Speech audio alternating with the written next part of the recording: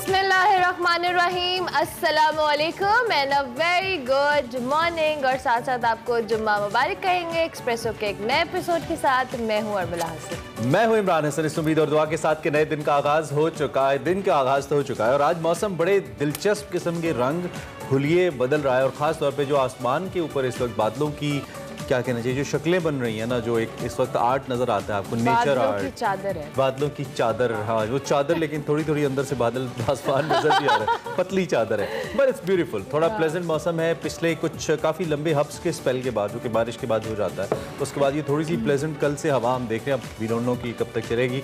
और इसके अलावा कराची में भी जी बारिश की इतलात हैं। कल फिर कुछ खबरें आई हैं कराची के बारे में कि कराची एज यूजुअल, लेकिन अब हमें लगता है कि खबर ये नहीं होनी चाहिए कि कराची पानी में डूबा हुआ है या कराची में पानी ज़्यादा आ गया। खबर ये होगी कि कहीं पानी नहीं आया। ये खबर, हाँ, ये वाली खबर होगी। वैसे नॉर्मली हम बताते हैं जी कराची में ये हो गया, कराची हो गया। आज हम आपको अगर कभी खुशखबरी देने चाहें और उस सड़क की निशानदेही करेंगे भी, ये सड़क है जहाँ पे कोई खड्डा नहीं है कराची में। I mean there is no खड्डा, नो गड़ा। वैसे ना ये आपकी ख्वाहिश ही है मेरे ख्याल से। इस ख्वाहिश पे क्या, वैसे सीवी रोड पे नहीं है, पता, द ओनली सड़क दैट आई नो। कैसी बातें कर रहे हैं आप अभी जाएं दोबारा उस सीवी रोड पे, आपको पता लगेगा क्या हालात है। वो एक हमारी एक जगह थी, खैर वो भी तो ये हम याद कराते रहते हैं because we simply love Karachi and Karachi के लोग, तो हम ये कर सकते हैं कि हम उनको याद करते हैं। खैर जी, पाकिस्तानी दुनिया भर में जहाँ पे अपने खेलों के जरिए, अपनी दीगर सर्विसेज के जरिए पाकिस्तान का नाम रोशन करते हैं, वहीं पे कल एक पाकिस्तानी है गालिबन, है ना? हाँ, मेरा ख्याल है। हमारे पास एक स्टोरी है, चले पाकिस्तानी डिलीवरी बॉय की आप तक पहुंचाते हैं। दुबई की आपको याद होगा, वली अहद शेख अहमद बिन मोहम्मद की तरफ से अप्रिशिएट किया गया था उस पाकिस्तानी डिलीवरी बॉय को, जिसने रोड में मौजूद ये कुछ रुकावटें पड़ी थी, स्पेशली उसने वो हटाई थी और उसकी वीडियो बड़ी वायरल हुई थी। कल इससे शेख हमदान बिन मोहम्मद साहब, उनकी कल मुलाकात हुई इस डिलीवरी बॉय से और इसके बाद वली अहद ने ट्विटर पर ये जो अब्दुल गफूर साहब हैं जिनकी हम बात करें, उनके साथ अपनी तस्वीर भी ट्विटर पर शेयर की है और अच्छा लगा हमें ये जानकर। और लिखा कि अब्दुल गफूर, आपसे मिलकर मुझे बहुत खुशी हुई। आप एक सच्चा काबिल तकलीद मिसाल हैं। गुज़िश्ता माह जैसे हमने आपको बताया कि ये पाकिस्तानी डिलीवरी बॉय थे अब्दुल गफूर, जिनकी वीडियो वायरल हुई थी जिसमें वो एक बहुत ही बिजी रोड के ऊपर उन्होंने जो है वो कुछ रुकावटें उनको हटाया था और उसके बाद इनकी जो ट्विटर पे इसको शेयर किया गया और पूछा गया था इनकी जानिब से, शेख हमदान की जानिब से, कि ये कौन है, तो अब बिलाखिर उनकी मुलाकात हुई है। So it's a nice thing. भाई हदीस मुबारक में भी है कि ईमान के दर्जों में से एक है कि आप रास्ते से रुकावट दूर करें। तो आप भी रास्ते में जाते हुए अक्सर हम देखते हैं लोग केले का छिलका फेंक देते हैं, कोई कांटा पड़ा होता है, पत्थर पड़ा होता है, ईंट पड़ी होती है, तो अगर उसको हटाते हैं तो उसका बड़ा दर्जा है इस्लाम के अंदर। ये ईमान के दर्जों में से एक है और अब्दुल गफ़ार साहब ने, उनको नहीं पता था लेकिन अल्लाह ने उनको ये इज्जत दी और hats off to Prince as well, जिन्होंने इसको एक्नॉलेज किया जाना चाहिए ताकि ऐसी एफर्ट्स और बढ़ें। इसी अच्छे नोट पर प्रोग्राम का बाकायदा आगाज़ करते हैं और अब क्या बढ़ती हुई महंगाई पे बात जी जी, बड़ी खबर बताते हैं, बड़ी खबर बताते हैं जी। और महंगाई की बात कर लेते हैं क्योंकि जीना मुश्किल हो रहा है और मरना आसान हो गया ऐसा लगता है। गो के इस वक्त रुपए की कदर बढ़ रही है, डॉलर नीचे जा रहा है, स्टॉक एक्सचेंज से भी अच्छी खबरें आ रही हैं, लेकिन मईशत की इन अच्छी खबरों के बावजूद जो महंगाई का जिन है ना, वो बेकाबू है। एक बार फिर ऐसा ही लगता है कि ये रिकॉर्ड इजाफा हो रहा है इसमें। दूसरी जानिब जो इदारा शुमारियात है वो हफ्तावार जो महंगाई की शरह है वो 39% बता रहा है। यस, 39% इस वक्त ये शराय और ये बढ़ती जा रही है। बदतरीन महंगाई में आवाम के लिए 2 वक्त की रोटी भी मुश्किल हो गई है। खाने पीने की अगर ज़रूरी चीज़ों की बात करें तो कुव्वते ख़रीद से बाहर हैं। घर का किराया देना मुश्किल है। बच्चों की मेडिसिन के हवाले से हम कुछ वीडियोस भी इस हवाले से आए रोज़ सोशल मीडिया पर देखते रहते हैं। पहले खातून राबिया की वीडियो आई, कल भी कुछ अफसोसनाक एक वाक़या पेश आया। बिजली हो, गैस हो, इनके बिल्स अवाम पर एक अजाब बने हुए हैं। और स्पेसिफिकली अगर हम बात करें तो हमने ये खुदकुशी वाला मामला भी हुआ कि एक वालिद अपनी 2 बेटियों को कत्ल किया और फिर एंड में खुदकुशी कर ली। उनका जो वॉइस नोट, वो इतना दिलखराश वॉइस नोट है, वो सो डिप्रेसिंग। किसी को कह रहे हैं कि मैंने अपनी बच्चियों के नाम लेके कि उनके गले मैंने काट दिए हैं, खुद मैं मरने जा रहा हूँ और मेरी इज्तिमाई कब्र बनाना और उसमें दफन करना और जो मेरी बाकियात है, हमारी जो कुछ चीज़ें हैं वो ईदी सेंटर को दे देना। आप सिर्फ ये सोचें कि किस हद तक वो स्ट्रेस्ड हुए होंगे, किस प्रेशर उन पे आया होगा कि उन्होंने अपने बच्चों को ही मार डाला। अपनी जान की हद तक फिर भी समहाउ समझ आता है कि डिप्रेशन हो गया। तो सिर्फ बात की जा सकती है, लेकिन इट्स वेरी दूसरी इमरान, ये तो अफसोसनाक ऐसा वाकया जो रिपोर्ट हुआ है, इसके अलावा ना जाने कई ऐसे वाकयात होंगे, ऐसे घर होंगे जहाँ पे इस तरह की क़यामतें टूटी होंगी और सामने भी नहीं आई होंगी। हमारे जो वज़ीर ख़ज़ाना है जी मिफ्ता इस्माइल साहब, उन्होंने साफ साफ कह दिया है कि हम महंगाई कम करने नहीं आए, हम तो मईशत बचाने के लिए आए हैं।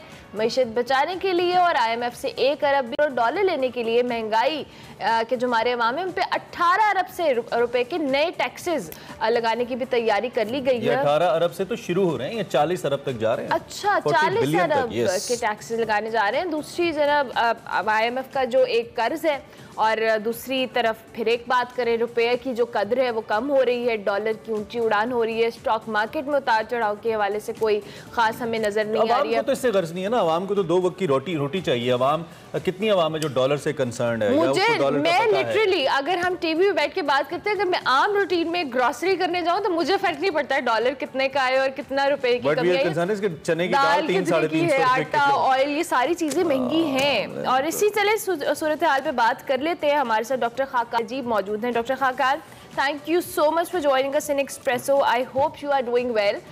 Doctor I hope you're not doing well after this महंगाई। हाँ, वैसे हमने जितना रैंट कर लिया ना इस महंगाई को लेके, बट स्टिल जी जो सिचुएशन आपके सामने है, हमने कुछ अफसोसनाक वाक़े भी कुछ दिनों में देखे। लोगों ने महंगाई से तंग आके बहुत ज़्यादा डिसहार्ट हुए में। डॉक्टर खाकार, दो क्या आप आते हैं, बड़ी पॉजिटिव बातें करते हैं, हम चाहेंगे कि आगाज़ आप कुछ पॉजिटिविटी से ही करें। बिस्मिल्लाहिर्रहमानिर्रहीम, it's always my pleasure to be with you guys. देखें, हमने हमेशा बात की है कि रुपए का जो कमज़ोरी है उसमें सबसे बड़ा फैक्टर IMF रहा है, उसमें सबसे बड़ा फैक्टर तेल की कीमतें रही हैं, उसमें सबसे बड़ा फैक्टर इंपोर्ट्स रही हैं, और उसमें सबसे बड़ा फैक्टर कंजम्पशन रही है। अगर हम पिछले जुलाई में और अब अगस्त में भी देखें तो कुछ हमें उम्मीद की जो किरण है वो दिखाई देना शुरू हुई है। तो सबसे पहले ये है कि उम्मीद है कि IMF का बोर्ड जो है वो 24-25 अगस्त के इर्द गिर्द हो जाएगा और हमें ये 1.17 अरब डॉलर की जो किस्त है वो मिल जाएगी। देखिए, ये ज़रूरी इसलिए हो गया है कि हमारे जो इस वक्त ज़र मुबादला के ज़खायर हैं, अगर आप उन पर एक निगाह डालें तो वो सिर्फ 7.8 अरब डॉलर के रह गए हैं। ये इंतहाई तशवीशनाक बात है। मैं समझता हूँ कि आम आदमी का इससे कोई ताल्लुक नहीं है, पर ताल्लुक ऐसे बनता है कि जब आपके रिजर्व्स इतने कम हो जाएं और रुपये इतना वीक हो गया था, तो जो इम्पोर्टेड ईंधन है, जो इम्पोर्टेड दालें हैं, जो इम्पोर्टेड एडिबल ऑयल है, जो इम्पोर्टेड LNG है, ये वो सारी चीज़ें हैं जो घर में आप इस्तेमाल करते हैं, ये महंगी हो जाती हैं। सो इन दैट सेंस एक ताल्लुक बनता है, और इसलिए हम एज पॉलिसी मेकर्स तो ज़रूर समझते हैं कि ये IMF में जाना और पाकिस्तान को अपने डॉलर रिजर्व्स को रीबिल्ड करना निहायत ज़रूरी है, ताकि ये सिग्नल किया जा सके कि पाकिस्तान जो है उसके पास ये चीज़ें मौजूद हैं। डॉक्टर साहब, ये जो वाक़यात हैं, खुदकुशी हम अखबार में पढ़ते हैं, हमारे जैसे लोग, आप जैसे लोग हम पढ़ते हैं, अफसोस करते हैं, आगे निकल जाते हैं। हमारे लिए ऐसा, चूँकि आबादी इतनी ज़्यादा है, वाक़यात हमारे लिए नए नहीं हैं कि बच्चों को नहर में माँ ने फेंक दिया, बच्चों के गले काट दिए, और अलग तो ऐसी बातें करने का भी जी नहीं चाहता। लेकिन क्या करें, ये हमारे माशरती हक़ाइक़ हैं। कहीं ना कहीं उस पाकिस्तानी से मेरा आपका ताल्लुक़ है, हम रिलेट कर सकते हैं कि वो हमारे जैसा पाकिस्तानी है जिसने ये जान दी है और चंद पैसों की वजह से घर के रेंट से मजबूर हो। कैसे वाक़यात। एक हमारा सिलसिला है सोशल सेफ्टी नेट का, जिसके तहत हम लोगों को हुकूमत पैसे देती है। बेनज़ीर इनकम सपोर्ट कह लें, एहसास प्रोग्राम पिछली हुकूमत का कह लें, मौजूदा हुकूमत का अगैन बेनज़ीर प्रोग्राम कह लें। कोविड में हमने 12,000 रुपये दिए, लोगों को हेल्प आउट किया उसने। हुकूमत के पास इसके अलावा और कोई हल नहीं है कि वो बराह रास्त कुछ पैसे दे या कुछ ऐसी चीज़ों को सब्सिडाइज़ करे जिससे उनको फ़ायदा हो। लेकिन ऐसा लगता है कि हुकूमत ने बिल्कुल महंगाई के रहमो करम पे छोड़ दिया है लोगों को। मिफ्ता इस्माइल साहब बातें इतनी बड़ी बड़ी करके आए थे, मैं उनकी स्पेसेस में रहा, ये जो ट्विटर पे वो करते रहे, और ऐसा लगता था कि आते ही तब्दील कर देंगे, कुछ नहीं कर पाए। और अब तो उन्होंने कह दिया कि हम तो करने आए ही नहीं थे भाई, हम तो आपको डिफॉल्ट से बचाने आए थे। ये बिल्कुल ऐसी है जैसे इमरान खान ने कहा था कि मैं कीमतें कम करने नहीं आया, आलू प्याज की कीमतें। तो ये कम से कम इसका कोई सोल्यूशन तो होगा, बीइंग इकोनॉमिस्ट को सजेस्ट कर पाए आप। इसको 2 हिस्सों में ले लेते हैं। एक तो ये कि कौन से लोग सबसे ज़्यादा हमारी मदद के मुस्तहिक हैं। सारी दुनिया में ये वो लोग हैं जिनको हम वल्नरेबल सेगमेंट्स कहते हैं, जो कि बहुत लोअर इनकम का तबका है, वो ख़वातीन, वो मर्द, वो हजरात, वो लोग जो कि जिनकी इनकम जो है एक थ्रेशोल्ड लेवल से कम है और वो अपनी फूड इनटेक भी पूरी नहीं कर सकते, तो ये सबसे ज़्यादा तकलीफ है उनके लिए। पाकिस्तान का जो सोशल सिक्योरिटी प्रोग्राम है, जिसको हम इनकम सपोर्ट प्रोग्राम बेस्ट कह लें, एहसास कह लें, ये उसी प्रोग्राम के डिफरेंट खद्दोखाल हैं। ये एक अच्छा प्रोग्राम है, बट आप खुद समझ सकते हैं कि 4 से 5 हज़ार हर क्वार्टर में देने से एक हद तक सिर्फ मदद हो सकती है to keep them alive, to keep them afloat, यानी कि उनको एक ऐसी सतह पे रखा जा सके कि उनकी ज़िंदगी जो है वो चलती रहे। असल तो 2-3 चीज़ें हैं। देखिए, एक तो सबसे ज़्यादा ये है कि जब तक इकॉनमी जो है वो बढ़ेगी नहीं, इंडस्ट्री लगेगी नहीं, नए फार्म बनेंगे, नई दुकानें खुलेंगी, तभी जाके मुलाजमत मिलेगी, और मुलाजमत ही दुनिया में, जॉब सिक्योरिटी ही दुनिया में बेहतरीन तरीका है ज़िंदगी गुजारने का और लोगों की इमदाद करने का, अगर हम सीरियसली समझते हैं। होता यह है कि हुकूमत का जो पर्सपेक्टिव है वो इतना छोटा होता है, यानी कि 5 साल का, कि वो जो कलीदी मसाइल हैं ना, यानी कि जो फंडामेंटल इश्यूज हैं, वो उनको सॉल्व ही नहीं कर पाती। मसलन कि अगर आप ग्रो करना चाहते हैं, हम जब भी 5-6% पे ग्रो करते हैं, यानी कि एक ग्रोथ होती है, ग्रोथ से मतलब यह है कि मजमूई आमदन जो है मुल्क की वो बढ़ती है, नई इंडस्ट्री लगती है, तो हमारा जो बैरूनी खसारा है वो हमें बैठा देता है और हम ग्रो नहीं कर पाते। उसको सॉल्व करने के लिए हमें कलीदी चीज़ें सबसे पहले, और लोगों के लिए आई थिंक पाकिस्तान में अब एक, मैंने हमेशा आपको कहा है कि कॉन्जर्वेशन करें शॉर्ट टर्म में, क्योंकि जो 40% महंगाई है ना, वो आ रही है बिजली के बिल, पेट्रोल के बिल और गैस के बिल से आपके घर पे। सो अगर उससे बचना है तो एक तो कॉन्जर्वेशन। दूसरी चीज़ जो सबसे ज़रूरी हुकूमत को करनी है और लोगों को भी करनी है, वो ये कि हमारी ये जो फार्म आउटपुट्स है ना, ये बहुत कम है। सो अब हम इस पे बात करते रहेंगे। इससे हमारा क्या मतलब है? इससे हमारा मतलब है कि हम 40 मन एकड़ लेते हैं वीट की प्रोडक्शन।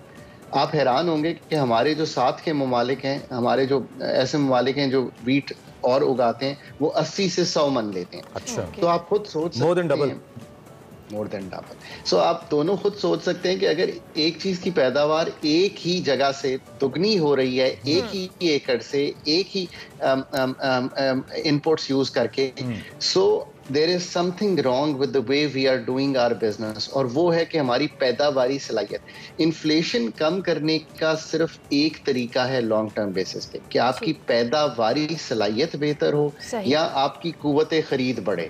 अब ये दोनों काम हमने जो है साथ साथ करने हैं, यानी कि कुव्वत खरीद तो नौकरियों से बढ़ेगी, और मैं लोगों को ये कहूंगा कि आप ना कोई छोटे छोटे काम जरूर साथ साथ किया करें जिंदगी में। एक तो यह है कि आपकी नौकरी चल रही है, एक ये है कि आप कोई छोटा सा काम नया सीख लें, वेल्डर का काम सीख लें, साइकिल ठीक करने का काम सीख लें, शाम की नौकरी का कोई कर लें, किसी के घर कोई चीज़ ठीक कर लें, क्योंकि अब जब तक आप अपनी जो इनकम्स हैं उनको सप्लीमेंट नहीं करेंगे, यानी कि उनको बढ़ाएंगे नहीं, तो आप इस महंगाई को नहीं कर सकते। इनकम बढ़ाना इज़ वेरी इंपॉर्टेंट, और आपने बड़ा अच्छा कहा कि कुछ ना कुछ जॉब के साथ साथ एक ऑल्टरनेट प्लान भी आपके पास होना चाहिए, कि खुदा न खास्ता एक साइड से अगर आप सफ़र करें तो प्लान बी पे आप इम्प्लीमेंट कर सकें। अच्छा डॉक्टर खाकान, ऑब्वियसली आपने शुरू में IMF प्रोग्राम के हवाले से बात की कि स्टेट पे तो इन सारी चीज़ों का बड़ी इंपॉर्टेंस है, क्योंकि हम इस जिस इकॉनमी की जो हमारी सूरत हाल है, इसमें हमने ख़ुद को IMF के पास ले जाना हमारे पास एक वाहिद और बेहतरीन ऑप्शन है बज़ाहिर। अब इस IMF की शराइत को पूरा करने के लिए हमने बहुत मुश्किल लोगों पे एक फ़ैसले इम्पोज किए, और उसका आउटपुट बाज़ाहिर अभी तक हम पे उसका इम्पैक्ट नहीं आया। अब हम मज़ीद टैक्सेस इम्प्लीमेंट करने की तैयारी में हैं, जो कि 18 से 40 अरब के दरमियान हैं। आपको लगता है कि अब ये जो टैक्सेस मज़ीद इम्प्लीमेंट किए जा रहे हैं, इसमें जो ऑलरेडी हमारी महंगाई की सूरत हाल है, चाहे कि बहुत सिलेक्टिव सेक्टर्स के ऊपर ये टैक्सेस इम्पोज किए जा रहे हैं, बट स्टिल इम्पैक्ट कहीं ना कहीं तो इसका पब्लिक पर भी आएगा? जब भी आप टैक्सेस इम्पोज करते हैं, लेट्स से कि आप अगर एक कंपनी पे भी करते हैं, तो आप दुरुस्त कह रही हैं कि उसका इम्पैक्ट इस तरह आता है कि वो कीमतें बढ़ाकर आपसे ज़्यादा चीज़ चार्ज करते हैं, चाहे वो एक डिटर्जेंट का डब्बा ही क्यों ना हो, वो भी आपने हर रोज़ घर में इस्तेमाल करना है, हर ख़ास आम ने इस्तेमाल करना है। तो ये बात बिल्कुल दुरुस्त है आपकी। इसका देखें कलीदी तरीका ये है कि हमने हमेशा टैक्सेस जो है पाकिस्तान में बढ़ाने की बात की, हमने अपने जो अखराजात हैं हुकूमत के, उन पे बात कम की है, और ऐसा सोचा है कि इनमें कोई गुंजाइश नहीं है। और हमने हमेशा एक ऐसा रखा है कि जैसे कोई मिलिट्री का जो पाकिस्तान का एक्सपेंडिचर है, यही एक ऐसा बड़ा एक्सपेंडिचर है और हमारे पास कोई सकत ही नहीं है। देखिए ऐसा नहीं है बिल्कुल। अब 4000 अरब जो है वो हम सिर्फ अपनी जो मार्कअप पेमेंट और डेट पेमेंट में देंगे। और मिलिट्री का एक्सपेंडिचर सिर्फ 1500 अरब है। सो ये भूल जाइए अब कि ये ऐसा है कि हम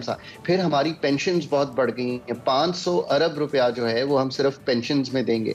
हमारा डेवलपमेंटल बजट जो है वो 700 से 900 के दरमियान रहा है। पर हमें ये सोचना है कि क्या हम इन्वेस्ट सही कर रहे हैं कि हम सिर्फ वही इंफ्रास्ट्रक्चर बनाते चले जा रहे हैं जिसकी यूटिलिटी जो है वो शायद उस तरह की अब नहीं रह गई। और अब यूटिलिटी है इंफ्रास्ट्रक्चर कनेक्टिविटी का, 5G का, डेटा का।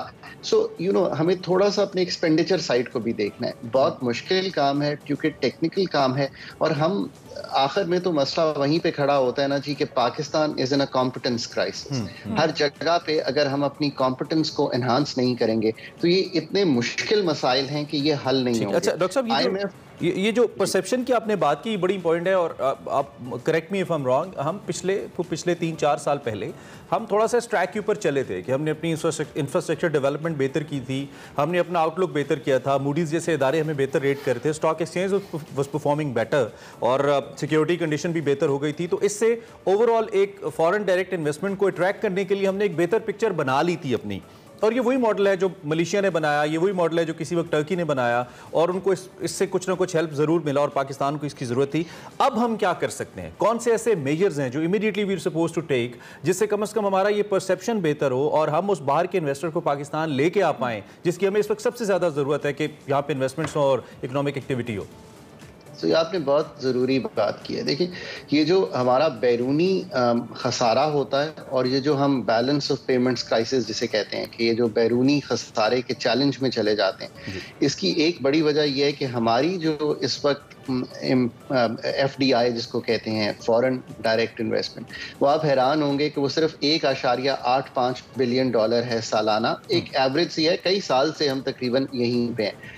एक ज़माना था कि हमने 7-8 अरब डॉलर भी क्लॉक किया। अगर आप सोचिए कि हम 7-8 अरब डॉलर की इन्वेस्टमेंट कंसिस्टेंटली ले रहे हों, फॉरेन डायरेक्ट इन्वेस्टमेंट, और इसका सबसे अच्छी चीज़ ये होती है कि ये आपके मुल्क का जो डेट है वो इसको नहीं बढ़ाती। तो ये एक नॉन डेट क्रिएटिंग इन्वेस्टमेंट होती है। It is the best kind of investment. और ये इसलिए भी ज़रूरी है कि पाकिस्तान का जो इन्वेस्टमेंट टू GDP रेशियो, यानी कि हम अपनी मजमूई पैदावार और कितना हम उसमें से इन्वेस्ट करते हैं, ये वो 15% है। जो मुल्कों ने तरक्की की है, जिनकी हम मिसाल देते हैं बार बार, चाइना की, वहाँ पे ये शरह 36% है। तो आप जितना इन्वेस्ट, जैसे कि अगर आप अपने बच्चे की तालीम में, तरबियत में, खेलों में, एक्स्ट्रा करिकुलर में ज़्यादा इन्वेस्ट करेंगे, आप उसको रोज़ क्रिकेट खिलाएंगे, आप उसको रोज़ डिबेटर बनाने की तवज्जो देंगे, आप एक्सपर्ट्स के पास लेके जाएंगे, आप उसकी ग़िज़ा को बेहतर करेंगे, तो आप उसका इन्वेस्टमेंट बढ़ाएंगे उस बच्चे में, आप उसकी तालीम का मयार बेहतर करेंगे। तो आप ये सोचिए कि वो बच्चा कितना बेहतर साबित होगा सिटीजन पाकिस्तान में, शहरी बनेगा। बिल्कुल बिल्कुल, वो बच्ची कितनी प्रोडक्टिव शहरी। सो हमें अपना इन्वेस्टमेंट टू GDP, और हमने कोई दुनिया को एक ट्रांजैक्शन मैं कहता हूँ करके दिखाएं कि आपने कोई बड़ा LNG पावर प्लांट बेच दिया, आपने कोई स्टॉक एक्सचेंज पे $1 बिलियन, $2 बिलियन के हिस्से बेच दिए, ताकि दुनिया को ये हो कि you want to come in the news as positive news saying कि वो IMF के पीछे ही नहीं भाग रहे हैं। आपके पास सिर्फ नेगेटिविटी ना हो दुनिया को प्रेजेंट करने के लिए, बल्कि कुछ ऐसे प्रोजेक्ट्स या कोई ऐसी चीज हो जो आप प्रेजेंट कर सके और उसका एक बेहतर इमेज पाकिस्तान का सामने आ सके। डॉक्टर खाकान, बहुत शुक्रिया कि very much for joining us in espresso. बड़ी अच्छी, बहुत कम्प्रीहेंसिव बातें आपने की और ऑब्वियसली बहुत सारे लेवल्स पे, इंडिविजुअल भी और स्टेट लेवल पे भी बहुत सारे इकदाम की ज़रूरत है जो हमें करने पड़ेंगे। एज अ नेशन भी हमें इसमें थोड़ा बहुत कंट्रीब्यूट करना पड़ेगा और स्टेट की जिम्मेदारी तो है ही, ताकि इकोनॉमी की सिचुएशन बेहतर हो सके। अभी हम एक ब्रेक लेंगे, ब्रेक के बाद हाजिर होंगे। Welcome back to Expresso. 75वां यौम आज़ादी आने वाला है। कई सवाल ऐसे हैं जो हमारे खुद से पूछना बनते हैं कि इन सवालों का जवाब हमें चाहिए बहैसियत कौम। रोज़ाना की बुनियाद पर ऐसे ही मुख्तलिफ मसाइल, सवालात डॉक्यूमेंट्री की सूरत में आपके सामने लेकर आते हैं और उसकी वजह और जवाब तलाश करने की कोशिश करते हैं। आज जो डॉक्यूमेंट्री हम आपको दिखा रहे हैं वो है अदब की उरूज व ज़वाल के हवाले से कि इसमें सोशल मीडिया का क्या किरदार है, मस्बत है या मनफी है। देखते हैं हमारी आज की तहकीक और डॉक्यूमेंट्री।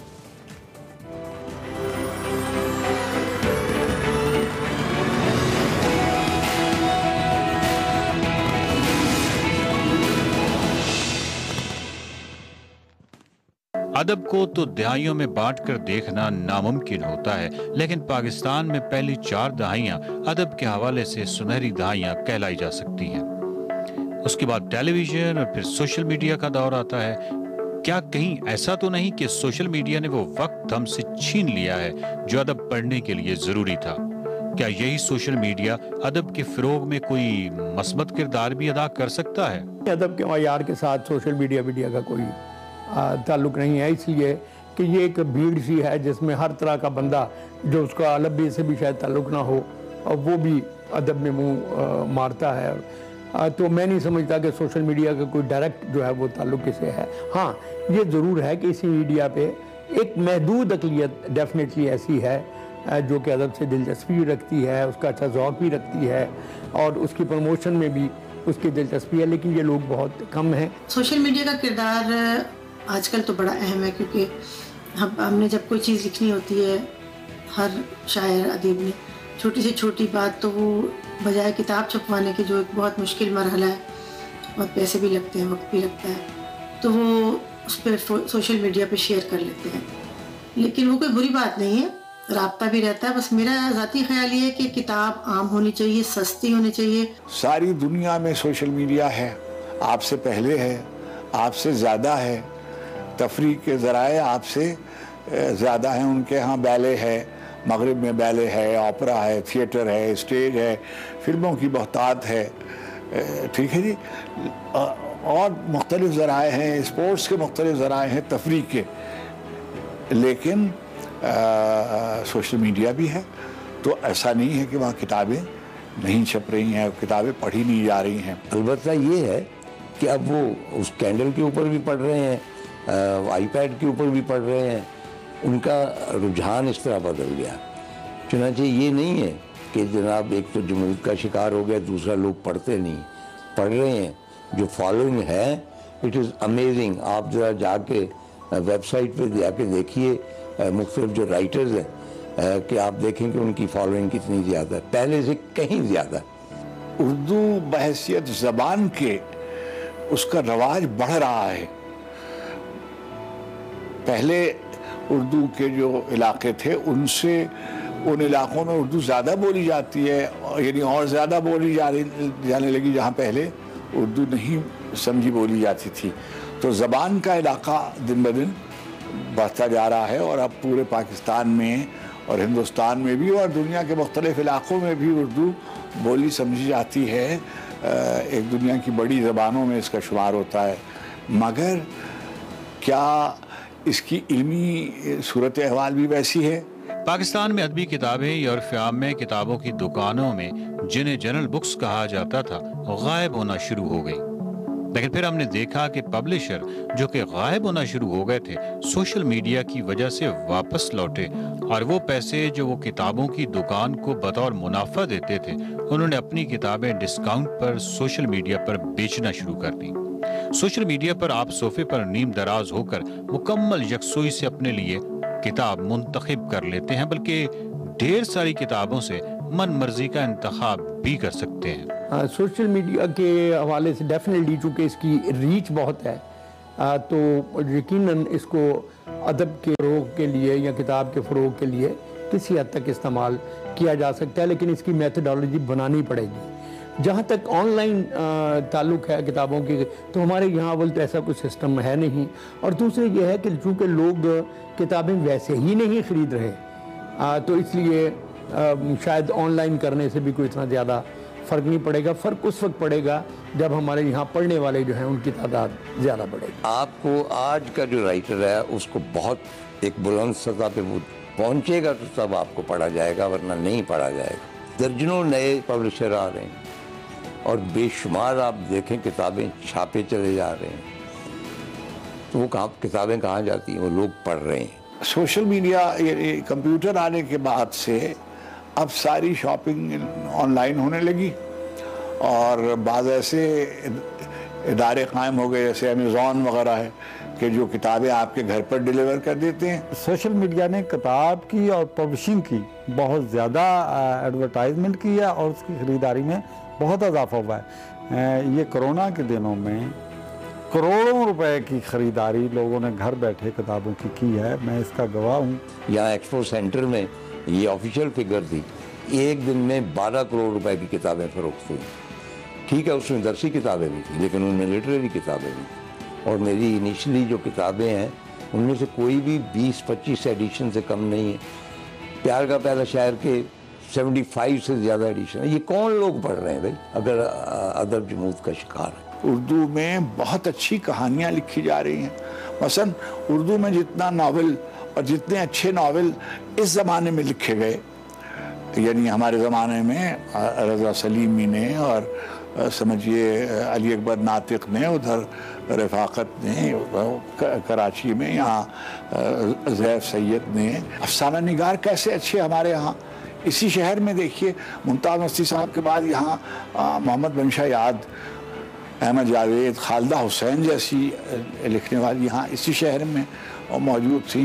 मजहरुल इस्लाम, रशीद अमजद और मिर्ज़ा हामिद बेग और मोहम्मद हमीद शाहिद, वहाँ आसिफ फर्रुखी, जाहिदा हिना, तो अली और यानी हमारे सीनियर्स में भी जैसे मिर्ज़ा अतर बेग या मुस्तनसर हुसैन तारड़, हमारे सीनियर लिखने वालों में फिक्शन असद मोहम्मद खान, हसन मंजर कराची में।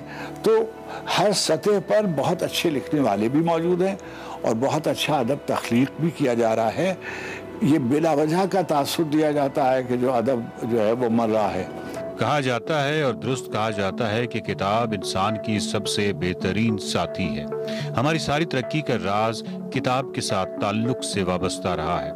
किताब इज्तिमाई शऊर का इजहारिया है और किताब दोस्त मुआशरों की तरक्की को किताब दोस्ती के सबब जुज़्वे ज़रबी लगता है। मादी और अखलाकी तरक्की तभी मुमकिन है अगर हम किताब दोस्ती को फ़रोग़ दें। सिर्फ इसी सूरत एक मिसाली मुआशरे की जानिब राह हमवार हो सकती है।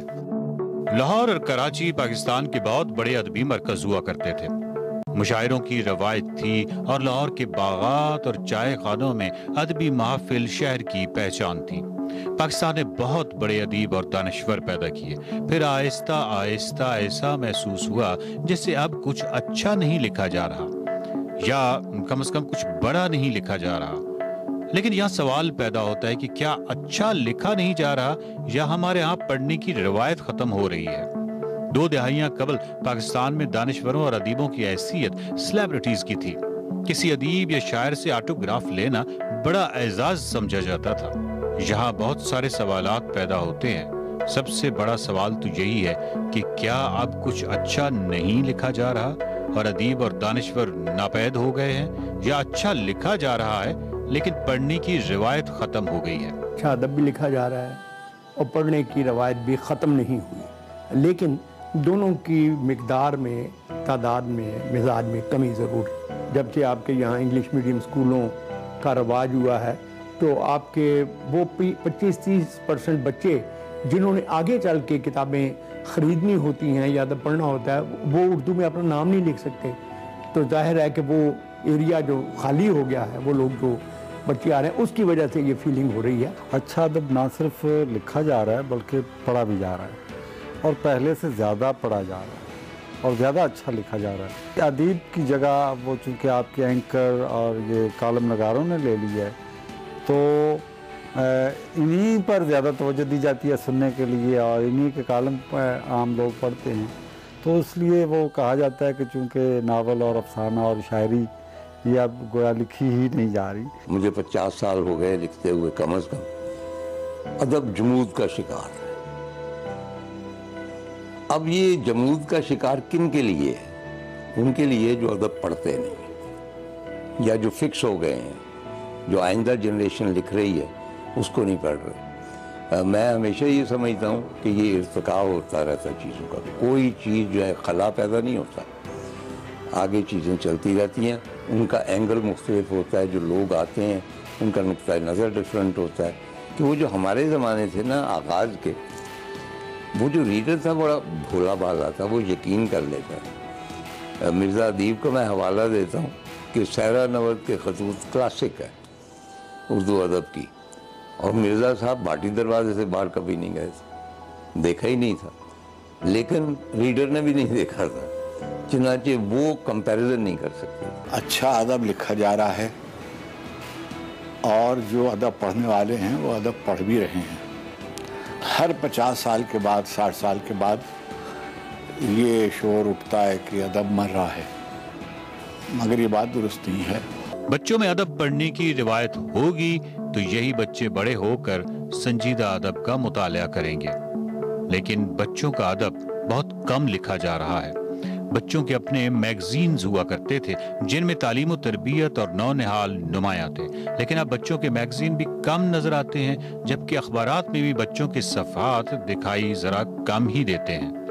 जबकि दूसरी तरफ वालिदैन भी बच्चों की गैर निसाबी सरगर्मियों की हौसला शिकनी करते नजर आते हैं। यहाँ सवाल ये पैदा होता है कि बच्चों के अदब की तरफ हमारा रुझान कम क्यों हो गया है? क्या यही वजह तो नहीं कि हमारे यहाँ बड़ों का अदब भी जवाल का शिकार है? बदकिस्मती से बच्चों का जो अदब है वो हमारे यहाँ कभी भी प्रायोरिटी में नहीं रहा, और वेस्ट के मुकाबले में हमने बच्चों के लिए अच्छा तख्लीकी अदब जो है, ऐसा अदब जो उनकी नफ्सियात के करीब हो, वो नहीं तख्लीक किया है। ये डेफिशिएंसी पीछे से चली आ रही है, इसको एसोसिएट करना अदब के अमूमी ज़वाल के साथ वो शायद मुनासिब नहीं है। बच्चों का अदब पहले बड़े बड़े अदीब जैसे सूफी तबस्सुम साहब थे, या फैज साहब खुद, और कासमी साहब और गुलाम बास, इन्होंने बच्चों का अदब लिखा भी। पहले ज़माने में जैसे सूफी तबस्सुम और दीगर हमारे बड़े बड़े लिखने वाले बच्चों के लिए नज़में और कहानियाँ लिखते थे, हम भी पढ़ते थे बचपन में। अब कम क्यों हो गया? इसलिए कि एक तो हमारे बच्चे टेक्नोलॉजी के ऊपर होते हैं बहुत ज़्यादा, उनकी तवज्जो अदब पर इतनी नहीं है। फिर वो अंग्रेज़ी स्कूलों में क्योंकि पढ़ाया जाता है, उनको बेहतर तालीम की खातिर कि उनको अच्छी तालीम मिलेगी, तो इंग्लिश पढ़ते हैं, उर्दू अदब पढ़ते ही नहीं है क्योंकि उर्दू के स्कूल इतने अच्छे नहीं होते हैं, सरकारी स्कूल होते हैं। ये सब बहुत मिली जुली बातें हैं, इसका एक जवाब नहीं हो सकता, बहुत से फैक्टर्स हैं। Welcome back to Expresso. Break के बाद हाजिर हो चुके हैं जनाब, और अब हम याद करेंगे टीवी की मारूफ अदाकारा दुर्दाना भट्ट साहिबा को, जिनके इंतकाल को 1 साल बीत गया। उन्होंने ड्रामा सीरियल तन्हाइयाँ और 50-50 समेत दीगर ड्रामों में यादगार किरदार अदा किए। दुर्दाना भट्ट 9 मई 1938 को लाहौर में पैदा हुई और उन्होंने तालीम मुकम्मल करने के बाद थिएटर और मॉडलिंग की दुनिया में कदम रखा, और 80 की दहाई में पीटीवी पर चलने वाला ड्रामा सीरियल 50-50, ड्रामा आंगन टेढ़ा और तन्हाइयाँ में मुनफरिद अदाकारी पर दुर्दाना भट्ट को खूब पजीराई मिली। बहुत सारे लोग दुर्दाना साहिबा को बतौर टीचर या मुअल्लिम नहीं जानते। मुझे कुछ अर्सा इनसे पढ़ने का भी इत्तेफाक हुआ इस्लामाबाद में। She is been a professor, और पढ़ाती भी नहीं है, अल्लाह उनको गरीक़ रहमत करे, और अदाकारा तो बहुत अच्छी थी ही, और पता ही नहीं चला 1 साल हो गया इनको गए। दुर्दाना भट्ट साहिबा को हम याद कर रहे थे, अल्लाह ताला उनके दर्जात बुलंद करे। इसी नोट पे ब्रेक लेंगे, ब्रेक के बाद हाजिर होंगे। Welcome back to Expresso. Break के बाद हाजिर हो चुके हैं जनाब, और अब बारी है हमारे सेगमेंट मेरा घर की, जिसमें सारा बलोच आज हमारी मुलाकात करवा रही हैं डिज़ाइनर जाहिद खान से। तो देखते हैं क्या बात है।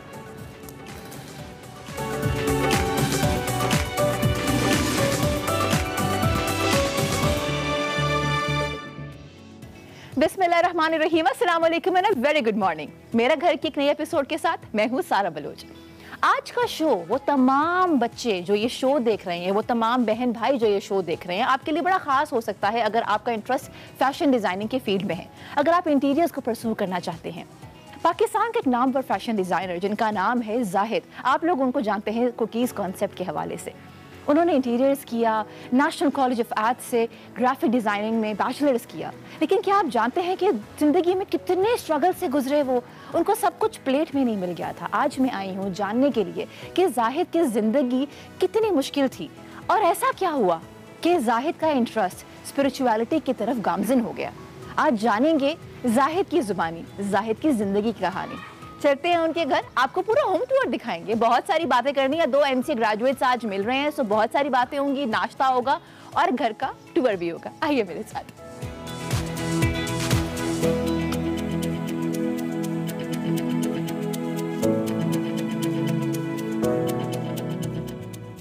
अस्सलाम वालेकुम सारा।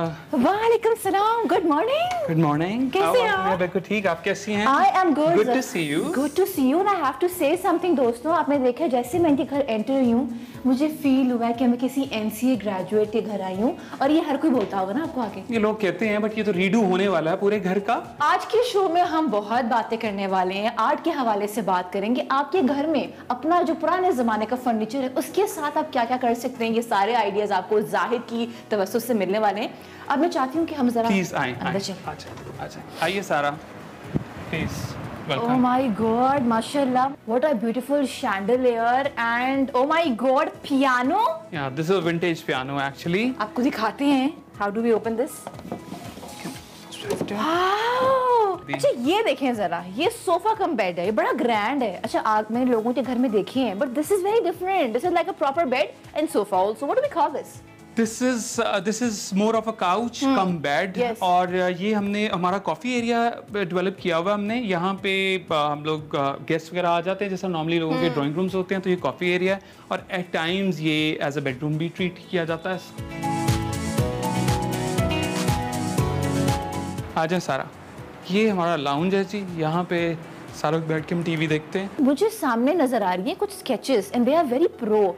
ये कब बनाई थी? ये एक्चुअली 3 साल पहले बनाई थी। So you were telling me about this drawing कि आपने कोविड में, जब हम सब घरों में कैद थे, कैद तो नहीं कहना चाहिए लेकिन फिर भी हम मजबूर थे। Absolutely। और वो टाइम ऐसा था, अल्हम्दुलिल्लाह उस टाइम पे भी हमारे पास काम था। ये नहीं है कि लोगों के डिज़ाइन हाउसेस बंद हो गए और बहुत सारे मसले थे, काम आ नहीं रहा था। हमारा इंटरनेशनली काम आ रहा था, कुछ ना कुछ कहीं ना कहीं से किसी ने ब्राइडल का ऑर्डर प्लेस कर दिया, किसी ने शेरवानी की ऑर्डर प्लेस कर दिया, कुछ ना कुछ काम हो रहा था। कोई शायरी वायरी करने का शौक है कि नहीं? शायरी का शौक है, लिखते रहिए। कम। जिस तरह मेरी अभी रिसेंट मैंने एक कलेक्शन की, वो इकबाल की पोइट्री से थी।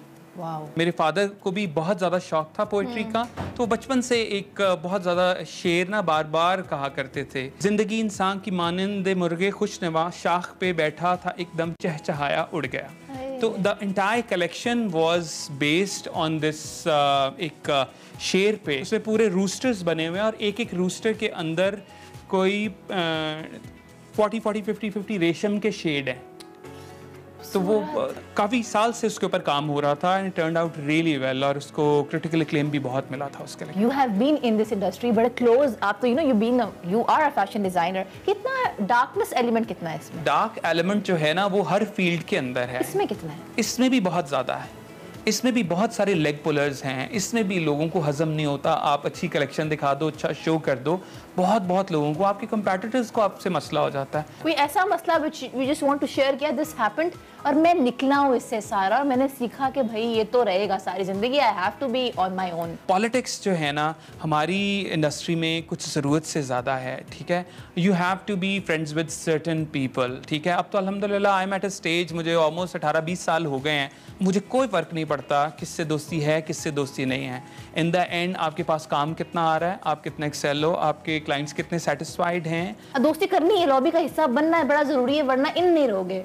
नहीं यार, इन तो देखें आजकल तो डिजिटल मीडिया का दौर है, इन आपको रहना है, आप इंस्टाग्राम पे आ जाएं, आपने सारी पोस्ट लोग परचेज कर रहे होते हैं। ऑल्दो आई ट्राइड कि यार ऐसी कलेक्शंस हों जो बाकी साइट्स जो हैं खुद लगाएं, और बहुत सारी साइट्स लगाती भी हैं हमारी post free of cost, but majorly लोग जो हैं वो पे करके साइट्स पे लगवा रहे होते हैं। कराची के अंदर भी ये लॉन्चेस वाला कल्चर है, but I see more happening in Lahore. ये क्या है, लॉन्चेस पे जाना बड़ा इंपॉर्टेंट होता है? इवेंट प्लानर्स हैं और कुछ से आपकी दोस्ती है, तो फिर आपको उनको भी एट टाइम्स ऑब्लाइज करना पड़ता है। वो कहते हैं कि आप आएँ फोटोग्राफ के लिए आ जाएं, तो वहाँ जाना पड़ता है। हम सबकी ज़िंदगी में ना डार्क एलिमेंट होते हैं, और एक फनकार की ज़िंदगी में बहुत ज़्यादा ही आते हैं, ये मतलब आम इंसानों से ज़्यादा आते हैं, और लोग कम में होते हैं जो एक्सेप्ट करें इस चीज़ को। एनीवेज, तो आप एक्सेप्ट करते हैं ये चीज़ के ज़्यादा आते हैं?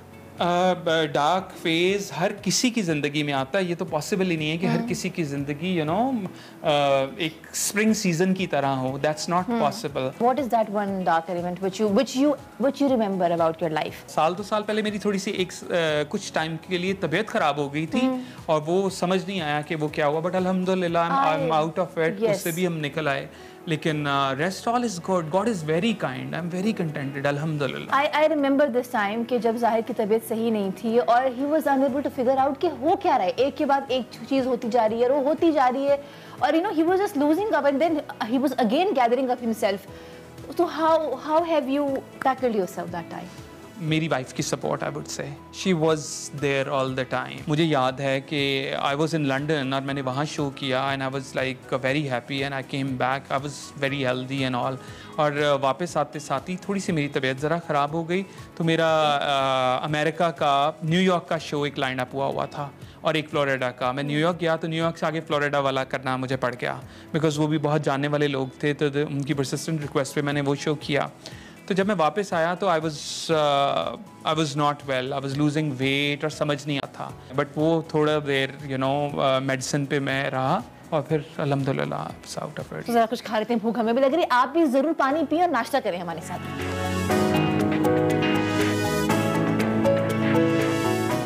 ओके. अच्छा, मेरी तरह आपको भी फल बहुत पसंद है? मुझे फल और सब्जियां, fruits and vegetables. I love fruits and vegetables. तो हमारे पास यहाँ पे ओटमील भी है, चिया सीड्स भी हैं, फल भी है और चाय भी है और जूस का, क्योंकि गर्मी है ना तो बड़ा मज़ा आ रहा है. ज़रा ये जूस हम पीते हैं. एनसीए में रह के कोई प्यार नहीं हुआ? वो थोड़ा ऐसे प्यार हो जाता है. थोड़ा सा प्यार वो हो जाता है लाइक परमानेंट बिकॉज बहुत फोकस था. हाँ, हम बहुत सारी और बातें करेंगे बट आई थिंक अभी एक हम आपको सरप्राइज दिखाने वाले हैं और सुनाने वाले हैं. मैं ज़रा इंतज़ार कर रही हूँ कि वो कब आएंगे. आपको मिलवाते हैं एक मेहमान से. कम मुस्तफ़ा आ जाए. Come and sit. अस्सलाम वालेकुम मुस्तफ़ा. अस्सलाम वालेकुम. वालेकुम सलाम. Good morning. बड़े अच्छे लग रहे हैं आप तो. हाँ, मैं बहुत ही अच्छा लग रहा हूँ. अच्छा, देयर इज़ वन थिंग जो मैं आप लोगों को बताना चाहती हूँ. हम सब के अंदर कोई ना सलाहियत होती है और सलाहियतें होती हैं. 6th क्लास में पढ़ते हैं ये, लेकिन माशाल्लाह इनके पास एक टैलेंट है और उनका जो माइंड है ना वो कैलकुलेटर की तरह काम करता है. आप सोच रहे होंगे ये मैं क्या बात कर रही हूँ. अब मेरी बर्थडे आती है 30 जैन को. मुस्तफ़ा बताएंगे कि 2022 में मेरी बर्थडे किस दिन आई थी. So what's the day Mustafa? Sunday. Check करें. Oh my God, it is Sunday. Okay, ये तो एक सवाल हो गया मेरी बर्थडे का. I'm amazed how. अच्छा, अब यही बर्थडे 2023 में किस दिन आएगी? किसकी?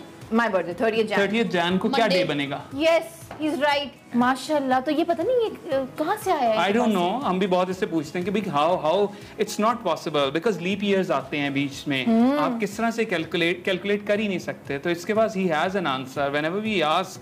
मेरी बड़ी दुआएं हैं कि मुस्तफ़ा जो है ना वो दुनिया में छा जाए, क्योंकि बहुत कम ये टैलेंट देखने को आता है. मैंने तो जिंदगी में पहली बार ही देखा है. एक सवाल है मेरा अभी और वो ये कि 14 अगस्त 2024 में किस दिन आएगा. देखते हैं.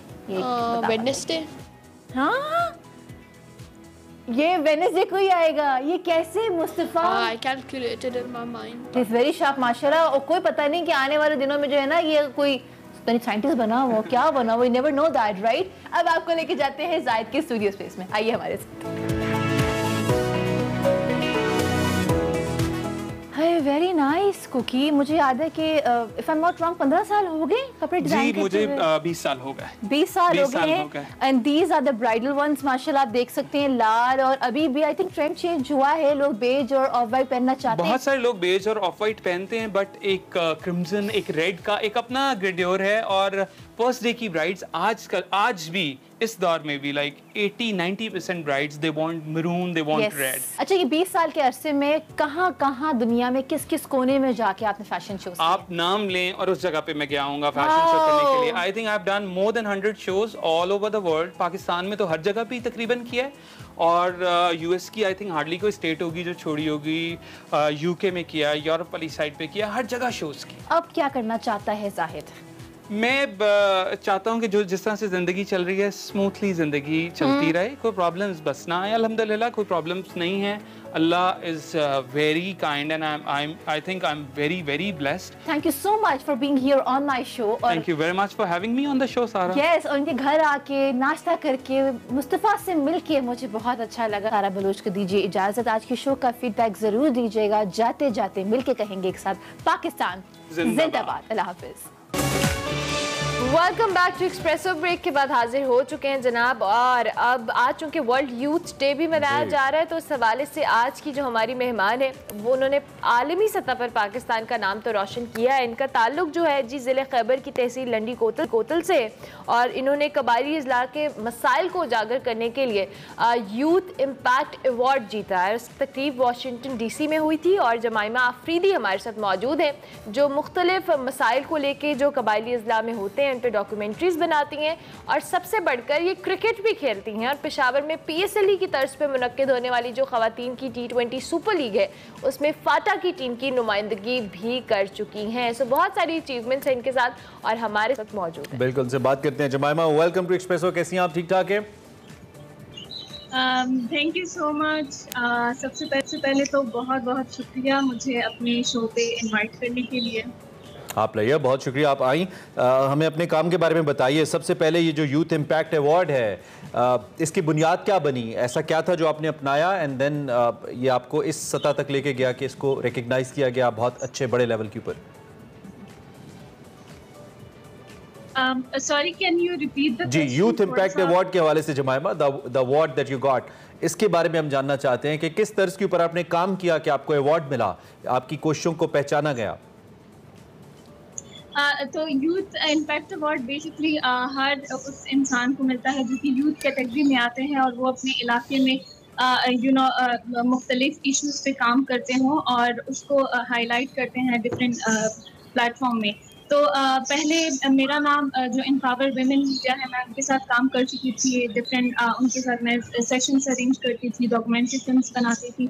तो उन्होंने मेरा नाम नॉमिनेट किया था फॉर यूथ इम्पैक्ट अवार्ड, जो कि इंटरनेशनल रिलीजियस फ्रीडम समिट जो कि वाशिंगटन DC में हुआ था, उसमें मेरा नाम नॉमिनेट किया था। फिर उन्होंने मुझसे डिफरेंट डिटेल्स मांगी थी कि आप कौन जो मेरे काम के रिलेटेड है। तो फिर वो और ये जो स्पेसिफिक जो यूथ कैटेगरी का अवार्ड है ये from around the globe different लोग नॉमिनेट होते हैं। तो फिर उसके बाद मेरा नाम सेलेक्ट हुआ था फॉर दिस अवार्ड। ठीक हो गया। अच्छा जमाइमा, ऑब्वियसली आपने जिस तरह से कहा कि इस अवार्ड के लिए आपकी नॉमिनेशन तो हुई, बहुत सारे ऐसे चैलेंजेस हैं जो कबायली इलाकों में ख़वातीन को दरपेश होते हैं, उनको आपने किया एड्रेस और इसी बेस पे आपको अवार्ड मिला।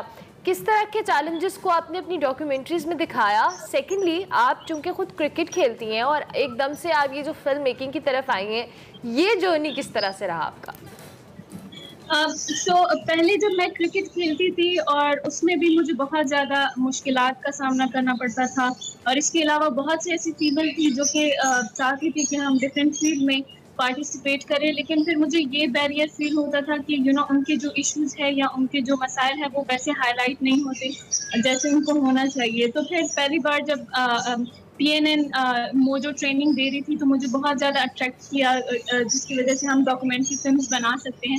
तो फिर मैंने ये सोचा कि अगर मैं खुद ही उनकी जो मसाइल है वो लोगों को या जो डिफरेंट ऑडियंस है उनको पहुंचाऊंगी तो वो ज़्यादा इफेक्टिव होगा। क्योंकि अगर हम ये सोचे दूसरे जो है वो इतना नहीं समझ पाते हमारी इश्यूज़ को या हमारे जो स्ट्रगल्स होते हैं उनको, अगर हम खुद ही उनको हाईलाइट नहीं कर पाएंगे। तो दैट्स वाई फिर मैं स्पोर्ट्स भी साथ में अभी खेल रही हूँ, लेकिन साथ में ही मैं डॉक्यूमेंट्री फिल्म्स बनाती हूँ। तो मेरी जो डॉक्यूमेंट्री फिल्म्स होती है वो मैं वुमेन्स के रिलेटेड, जो वुमेन एम्पावरमेंट पे, वुमेन के जो इश्यूज होते हैं उन पे बनाती हूँ, रिलीजियस फ्रीडम और इंटरफेथ हार्मनी पे बनाती हूँ, और साथ में ही जो अफगान रेफ्यूजीज हैं उन पे भी डॉक्यूमेंट्री फिल्म बनाती हूँ। तो जैसा अरमला के सवाल का पहला हिस्सा था, कौन से ऐसे चैलेंजेस हैं या कौन से ऐसे मसाइल हैं जिनको आपने हाईलाइट किया है अपनी फिल्म्स के अंदर, और जो यहाँ पे भी आप हमें बताना चाहिए कि ये चैलेंजेस हैं बुनियादी तौर पे ट्राइबल एरियाज़ की ख़वातीन के? तो मैंने मुख्तलिफ, जैसे मैंने वुमेन का जिक्र किया है तो उनके रिलेटेड मैंने जो डोमेस्टिक वायलेंस है उस पर मैंने काम किया है, इन्वेस्टिगेटिव स्टोरी बनाई है। इसके अलावा जो रेप के केसेस होते हैं हमारे एरियाज में, मैंने उस पर भी काम किया है वुमेन के रिलेटेड। फिर जो एजुकेशनल सिस्टम है हमारे यहाँ पे, मैंने उस पर भी काम किया है। फिर मैं खुद स्पोर्ट्स से हूँ तो मुझे पता है कि स्पोर्ट्स में कितने ज़्यादा इश्यूज होते हैं, तो मैंने उन पर भी स्टोरीज बनाई हैं। फिर अगर मैं इंटरफेथ हार्मनी के रिलेटेड बताऊं तो मैंने डिफरेंट ऐसे डॉक्यूमेंट्री फिल्म्स बनाई हैं जिसमें मैंने इंटरफेथ हार्मनी को शो किया है कि कैसे, जैसे अगर हम ये पेशावर में जो मंदिर है फिर उसके साथ ही मस्जिद है, तो ये हाईलाइट नहीं हुआ था, तो मैंने इस पे स्टोरीज बनाई हैं कि ये कितने अच्छे से रह रहे हैं। वैसे हमारी कम्युनिटी में क्रिश्चियन थे और तो मैंने उनके साथ डॉक्यूमेंट्री फिल्म बनाई है कि वो हमारे इलाके में कैसे रह रही हैं, उनके मैंने मसाइल जो है वो भी हाईलाइट किए हैं। ज़बरदस्त। कोई ऐसी चीज़ जो अभी आप क्विकली हमारे साथ शेयर करना चाहें जिस पे आप काम कर रही हैं, इन चैलेंजेस को जिनको तो आपने एड्रेस किया और जिन पे आप दिखा चुकी हैं, मजीद आपके कोई प्रोजेक्ट जिस पे आपका काम अभी जारी हो? सो रिसेंटली मेरा जो फोकस है वो ये है कि यहाँ पे लोकल गवर्नमेंट इलेक्शन हुए थे तो उसमें बहुत सारे फीमेल ने पार्टिसिपेट भी किया था। तो अभी मैं चाह रही हूँ कि मैं उन पे डॉक्यूमेंट्री फिल्म बनाऊँ कि कैसे उनके मसाइल थे और किन लोगों ने उनकी मदद की है ताकि वो पॉलिटिक्स पे आए और फिर जो हमारे वहाँ की खवातीन हैं उनके मसाइल को हल करें। तो मैं उनकी डॉक्यूमेंट्री फिल्म बनाऊंगी। यानी अब आप पॉलिटिक्स वाले एस्पेक्ट को भी, कि उसमें खवातीन को किस तरह के चैलेंजेस होते हैं उनको एड्रेस आप अगर खुद भी सियासत में आ जाएं तो आपका नाम कॉम्प्लीमेंट करेगा पॉलिटिक्स को। कहीं ना कहीं ताल्लुक है इस नाम का सियासत के साथ हमारे। Thank you very much Jemima, बहुत Riyan, we wish you very best of luck. बहुत ज़बरदस्त काम किया और एक बार फिर मुबारकबाद आपको अपने इस अवार्ड के लिए। जमाइमा आफरीदी हमारे साथ मौजूद थी, यूथ इम्पैक्ट अवार्ड इनको मिला है जी, इस हवाले से हम उनसे बात कर रहे थे। अभी हम एक ब्रेक लेंगे, ब्रेक के बाद हाजिर होंगे। Welcome back to Expresso. भाई हमारा अगला जो सेगमेंट है माइंड मैटर्स, जिसमें हम मुख्तलिफ आम मामलात पे बात करते हैं। आज उसमें बड़ा ही अहम मौजू हमारे दोनों साइकोलॉजिस्ट ने चूज़ किया है और वो है वालिद का गुस्सा। उसका कुंबे पे और ख़ास तौर पे बच्चों के ऊपर क्या असर आता है। कहा यह जाता है कि जब वालिद अपने गुस्से का बेजा इजहार करता है या उसको ज़्यादा गुस्सा आता है तो उसका बच्चों के ऊपर बड़ा मनफी असर होता है, रिलेक्टेंट होना शुरू हो जाते हैं, लाइफ में उनकी ग्रोथ के ऊपर असर पड़ता है, उनके कॉन्फिडेंस के ऊपर बहुत ज़्यादा असरात आते हैं। इन मल्टीपल फैक्टर्स को आज के माइंड मैटर्स के अंदर एड्रेस किया। We have both of the psychologist हमारे साथ मौजूद हैं, तो चलते हैं देखते हैं आज का mind matters. Thank you very much. गुस्सा एक ऐसी चीज़ है जो कि आपके लिए शायद एक एपिसोड हो सकता है, लेकिन किसी और के लिए वो एक पूरी ज़िंदगी का ट्रॉमा बन सकता है। गुस्सा ना सिर्फ आपको बहुत से गलत डिसीजंस लेने के ऊपर भी मजबूर कर देता है, बल्कि आपके रिश्तों को भी तबाह कर रहा होता है और आपकी अपनी पर्सनालिटी को भी बहुत बुरे तरीके से डैमेज करता है। वकार साहब, गुस्सा एक ऐसा इमोशन है जिसको यूजुअली इमोशंस के ज़ुमरे में ही नहीं डाला जाता। हम उसको कैटेगराइज ही अलग कर रहे होते हैं। हमें लगता है कि जो जज्बात हैं वो शायद खुश होना, गमी होना, इसको हम जज्बातों को, इन कैटेगरीज को अलग रखते हैं और गुस्से की हमने बिल्कुल एक अलग जगह बनाई हुई है अपने जहन में भी और अदरवाइज भी। लोग अक्सर ये भी क्लेम करते हैं कि ख़वातीन जो होती हैं वो बहुत जज्बाती होती हैं क्योंकि उनको रोना पहले आ जाता है। देखिए, गुस्सा जो है ये डेफिनेटली सबसे स्ट्रॉन्गेस्ट एक ऐसा इमोशन है जो सब कुछ जो बाला कर सकता है, जो चीज़ें बर्बाद कर सकता है। एक ऐसा स्टॉर्म है, एक ऐसा तूफ़ान है कि अगर आप इसके ट्रिगर्स को पहचानते हों और पहचानते हों भी तो भी एक बहुत लंबी ट्रेनिंग चाहिए कि ये वो वाला ट्रिगर है जहाँ से अभी मुझे गुस्से की इम्पल्स आएगी और उससे पहले मैंने अपने आप को कंट्रोल कर लेना, ये वैसे बड़ा मुश्किल होता है। हम एक टिपिकल फैमिली को तस्वुर में लाते हैं और वो फैमिली ये है कि एक वालिद है जो हमारा एक तकरीबन हर दूसरे घर की कहानी है। एक वालिद है जो कि गुस्से में होता है। अब क्योंकि वालिद गुस्से में होता है तो जो फैमिली है, जो वाइफ है, तो वो कोशिश करती है कि कोई ऐसी चीज़ ना हो जाए जिससे वो गुस्से में आ जाए। कॉन्स्टेंटली प्रेशर में रहते हैं। कॉन्स्टेंटली प्रेशर में है। बच्चे जो हैं वो भी इस तरह प्रेशर में हैं, वो अपनी किसी एगशेल में हैं और वो नहीं चाहते कि किसी भी तरह से बाप जो है वो किसी भी हवाले से गुस्से में आ जाए। तो वो तमाम जो पूरा जो घर का जो एनवायरनमेंट है, पूरे जो घर का माहौल है, वो एक फ़र्द के एक इमोशन के हवाले से वो चल रहा है। तो सवाल ये पैदा होता है कि आखिर वजह क्या है कि वो क्यों बर्दाश्त कर रहे होते हैं। जनरली हम इस तरह का चीज़ें, इस तरह का बिहेवियर बर्दाश्त नहीं करते जो इरेशनल बहुत ज़्यादा होता है। यहाँ पे वो इसलिए बर्दाश्त कर रहे होते हैं क्योंकि वो प्राइमरी ब्रेड विनर है, और जो ब्रेड विनर है उसका जो रिलेशनशिप निकलता है वो फिजिकल सेफ्टी के साथ निकलता है। ब्रेड विनर वो है जो घर पे रोटी लेके आ रहा है, जो सारा जो कुछ भी है यानी तमाम सेफ्टी वो प्रोवाइड कर रहा है। तो जो फिजिकल सेफ्टी है वो साइकोलॉजिकल सेफ्टी या दूसरी जो सेफ्टीज़ हैं उससे सबसे पहले आती है। आपको सबसे पहले फिजिकल सेफ्टी चाहिए। तो फिजिकल सेफ्टी जो बंदा इंश्योर कर रहा है, तो उसके बाद वो जो साइकोलॉजिकल प्रेशर्स आप पे डेवलप हो रहे हैं या इस तरह के दबाव आप पे पड़ रहा है, इस तरह का स्ट्रेस आपको पड़ रहा है, उस बंदे की एंगर की वजह से उसको आप कंप्रोमाइज़ करना शुरू कर देते हैं। अच्छा, दबाव के साथ साथ एक हेल्पलेसनेस होना कि मैं अपनी ज़िंदगी का कोई फ़ैसला नहीं ले सकती या मेरी अपनी ज़िंदगी के ऊपर कोई कंट्रोल नहीं है, क्योंकि जो मेरे वालिद साहब हैं वो उनके गुस्से से बचने के लिए मुझे वो हर फैसला लेना है या नहीं लेना है, क्योंकि मैंने उनको प्लीज़ करना है, उनको खुश रखना है। ये जो हेल्पलेसनेस है ये कितना ज़्यादा, लेकिन ये हेल्पलेसनेस क्यों पैदा हो रही है? ये हेल्पलेसनेस इसलिए पैदा हो रही है कि अगर वो उनके सामने खड़ी हो जाती हैं तो उस सूरत में उनकी फिजिकल सेफ्टी जो है वो कंप्रोमाइज होती है। तो फिजिकल सेफ्टी जो है वो तो सबसे प्राइमरी है ना, तो इस वजह से बहुत सारी चीज़ें जो है वो बर्दाश्त करना मजबूरी बन जाती है। एक जबर आ जाता है और इस जबर का जो नतीजा है वो ज़रा काफ़ी प्रॉब्लमैटिक, काफ़ी खौफनाक है। मिसाल के तौर पे अगर साल 2 साल ये रवैये रहते हैं तो पूरे का पूरा घर जो है वो क्रोनिक स्ट्रेस का शिकार हो सकता है। वो स्ट्रेस जो बाकायदा एक बीमारी की शक्ल इख्तियार कर लेती है और वो जो बीच में पहले तो एपिसोडिक थी लेकिन अब जाके वो क्रोनिक में डेवलप हो गई और प्रॉपर स्ट्रेस जो है एज अ बीमारी आ गया बच्चों में, फैमिली में, जो उनकी वालदा है उनमें। और इसके अलावा ये आपने देखा होगा कि इस तरह के जो बच्चे हैं उनके अंदर जो एक चीज़ पैदा हो जाती है वो है कॉन्फ्लिक्ट अवॉइडेंस, यानी वो कॉन्फ्लिक्ट को अवॉइड करना शुरू कर देते हैं।